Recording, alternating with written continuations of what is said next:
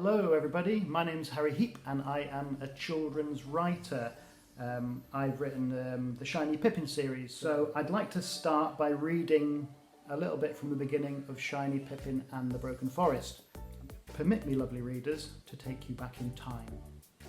Firstly though, wherever you are, it's important that you should be comfy. For example, if you're in bed, make sure that there are no spiky pieces of Lego under your bum bum. That sort of thing simply won't do. Okay? Great. Now, close your eyes, breathe deeply, and open them again very slowly. Are you ready? Good. Then let us begin. Many years ago, high in the night sky, a little old star flew through a distant galaxy. Once it had been a brilliant star, the most fantastic in the whole sky, a star bursting with magical possibilities. Now the star was 10 trillion years old and it knew that it was dying. It had sped past planets and weaved in and out of constellations for a year and a day until it was no bigger than a cauliflower. It wanted somewhere beautiful to die, somewhere it could pass on its magic. Finally, it spotted our little blue planet and felt instinctively that this was the perfect place. It hurtled towards the ground, intent on crashing into a hillside and burying its powers deep within the soil. A farmer, saying goodnight to his animals, watched it streaking above his home. By the time it saw the edge of the forest, the little star knew that it wouldn't make it to the ground, so it self-destructed and exploded in a shower of very special, shimmering sparkles, which cascaded onto the hillside and surrounding forest. The sparkles rained down on the farmer's little cottage, where his wife and twin baby children slept. They drifted down the chimney, and they fizzed and flickered and bounced through each of the rooms. Outside, all was quiet until a little bird began to sing. Over time, the star's magic did soak deep into the soil and the farmhouse, where it waited and it waited. A great many years later, this twinkly, shiny, brilliant magic had grown into something rather wonderful. And this, my lovely readers, is what our stories are all about. So the story's about what happened to the magic from the star, and the magic from the star found its way into our hero, Shiny Pippin, and it gave her special powers. It meant that she was able to talk to animals, and the magic from the star also found its way into some of the animals around. So some of the forest animals, and it means that they are able to talk back. But there is a problem in Pippin's world, and the problem is that the forest that she lives nearby is broken. Now what this means is that it hasn't rained for a year, the river has dried up, and more worryingly, some of the animals of the forest have started to go missing. So before Pippin sets off on this adventure, Granny gives her a backpack full of useful items of spy equipment. So very, very fortunately, I have Granny's backpack here. And inside this backpack are all the things that Pippin uses during the story of the Broken Forest. So if we unpack the backpack, you might get a little bit of an idea of the kind of things that happen when Pippin gets into the forest. So, firstly, walkie-talkie. I don't want to give away any spoilers for people that have not read the book, but as soon as Pippin gets into the forest, something really, really bad happens. Something terrible, pretty much the worst thing that Pippin could think of happens, and she needs to call her granny to get some advice and to get some help. So she uses the walkie-talkie. The next thing coming out of the backpack, we've got Pippin's Cat-Burglar costume. So we've got a hat, and also we've got leggings and a top. So Pippin uses, you can see on the front of the book, she's got her Cat-Burglar hat on.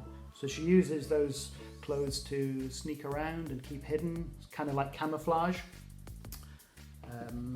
the next thing out of the, what have we got? Swimming goggles. And what's the next thing we've got? We've got a rope. Very useful high-tech spy equipment, I think you'll agree. And next thing, what have we got here?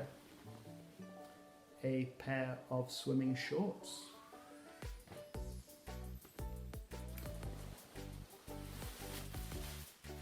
I told you this was full of high-tech spy equipment. We've got a bin bag. So what does Pippin use the bin bag for in the story? Picking up rubbish? No. Any other guesses? I'll give you a clue. She uses it to keep something dry. I'll show you a little bit later what. The next thing to come out of the bag is a rubber chicken.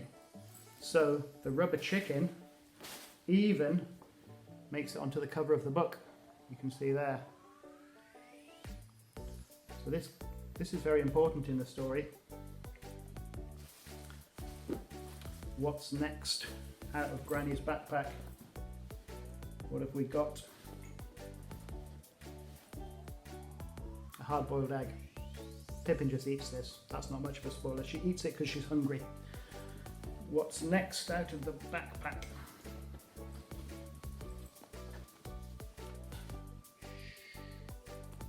Dynamite.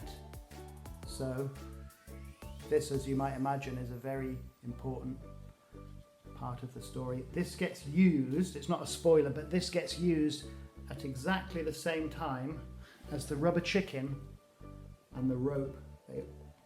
They all get used together. So you'll have to read it and find out what happens with all of these things. The last thing to come out of the backpack is the most important thing in the backpack by a long way. It's more important than the dynamite, the rubber chicken, the walkie-talkie, all of those things put together. That's it. Just a simple rubber ball. And this is important because without this ball, Pippin doesn't meet one of the most important characters in the book. She doesn't meet Oddplop the frog. So remember when I told you that when Pippin gets into the forest, something really bad happens and she calls her Granny. So a Granny takes a very long time to get to the forest because she's so old. So what happens is that Pippin sits under a tree in the forest and she's just using this to help her think. And she's throwing up the ball higher and higher and higher, but the ball hits a branch in the forest and pings down into a pond, and it gets fished out by this character here, by Oddplop. And without Oddplop, so much of the book doesn't happen. Thank you so much for listening and take care. Hello, I am Rebecca Bagley. I am the illustrator of the Shiny Pippin series. So I thought today we could do a little bit of a draw along, draw some of Pippin's close friends, and it'll be lots of fun. So grab yourself some pencils and pens and paper and whatever you like, and we'll do some drawing. Okay, so here we go. I thought we'd start off by drawing Pippin's very special friend, her shiny friend. In fact, this chappy here, Tony the little mouse. So, he's a cutie. I always like to start drawing all of my characters with the eyes. I feel like the eyes have the most emotion out of every part of the character, so that's always where I start. So we're going to start drawing Tony by drawing a big wide circle. Now, I don't like to join my circles up. You absolutely can. I find when it's open, it looks like the top lid, which just gives my characters a nice expression. So I've drawn my circle, and I'm going to draw his pupil in it, just in the bottom here. So he's going to be looking down this way. And then, if you've read the book, you'll know that he's quite a nervous character. So we're going to give him some little nervous eyebrows just above his eye here. And their nervous eyebrows they work in a diagonal, and they go from the back of so Tony's going to be pointing this way but looking this way. So a nervous eyebrow will start at the bottom and be diagonal on top of the eye like that. So an angry eyebrow would go like that, and a nervous one goes like that. So we've got our nervous eyebrow there. From here, we're going to go to the top and draw him he's got a little tufty hair at the top. He's a little bit untidy, our Tony. So just very quickly, we'll do some little squiggles here. There we go, his little hairdo. Now we'll come to draw his mouse, his big mousy snout. So that is it's sort of a crescent moon shape that goes up like this. and then we join it up at the top and bring it right down to form the bottom of his chin. So at the end, we'll do his little nose, just like that. Now, a very important feature on any mouse is going to be his ears. They've always got those big wide ears ready to listen. So we'll do those towards the back of the head here, just again, a really nice big round circle like that. And you can draw the little inside of his ear there. I do it with a little scribble. Again, like I said, good old Tony, bless him to pieces. He's a little nervous mouse, so we'll give him a little round nervous mouth just underneath the eye. That's roughly the kind of the proportion we're looking at. So from here, I think the easiest next point to do is his arm. Now, Tony, if you've read the books, he loves a good snack. He's really, really keen on snacking, especially on hazelnuts and Babybel cheese. Not too dissimilar from me. So I'm going to draw him holding on, gripping a little cheese. Like he's a nervous little mouse, so he's gripping it quite tightly. He's quite nervous. So we'll start this is kind of his shoulder area here, between his bottom of his chin there and the edge of his ear. We'll draw in his shoulder. And his arm is going to come down like this, and then up. And we'll draw his little hands on the end. Now, hands are, even of animals, hands are never very easy. I like to do a little cheat when I'm doing them, especially when it's on an animal, where I literally just draw them really quickly. And I find what that does is it looks a bit rough, and if anybody says it's rubbish, you can go, it's okay, I did it really quickly. It doesn't matter, so we're going to do that. So we've got our spiky little hand, a little mousy hand, and here we are with his big old Babybel there. We'll draw in that waxy bottom. So he's ready. Okay, so now we've drawn in his little shoulder, which is good.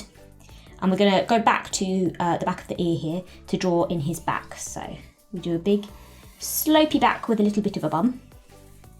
And then from here, just near where his shoulder is, we'll draw the big wide round of his leg. Big mousy toes on the end there. Mouse feet there. Mice feet are really, really sort of long like that. So we draw nice long feet like that.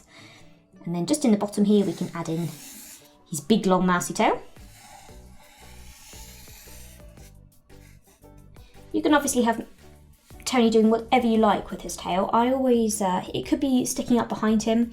I find as part of making his character come across, I tend to draw Tony with his tail tucked in around him. It gives that sense that he's kind of curling in on himself, that it brings that nervousness across a little more. So it's part of drawing is, yes, we absolutely want to make sure that the character looks like, a mouse, for example, but we also want to make sure that when they have a character, like all the animals do in the Shiny Pippin books, that's really coming across. So everything, the way that he's standing, the way he holds himself, his expression, his eyebrows, I try to make it all really feel like he is a nervous character. So that's what all of this is about. We're going to come back then to the bottom of his chin. So we've done his back side, we'll do his front side. So bottom of his chin here, and we'll just give him a little tummy, pokes out the top there, and then you can draw his other leg on the other side, and that's the same thing, just a big round, half a semicircle, and then big long toes on the other side. There you go. We can draw the other arm in there like he's holding the other side of the cheese. Now, one last thing for Tony the Mouse. No animal in Shiny Pippin would be quite complete if they didn't have a couple of clothes to wear. In the same way that I like to show their emotions through their facial expressions and through the way that they're standing or their body language, I like to also show their character with their clothes. So, for example, Martin the Stag, in the first book, he's really young and he's energetic, so he has those big headphones on like he's listening to music all the time.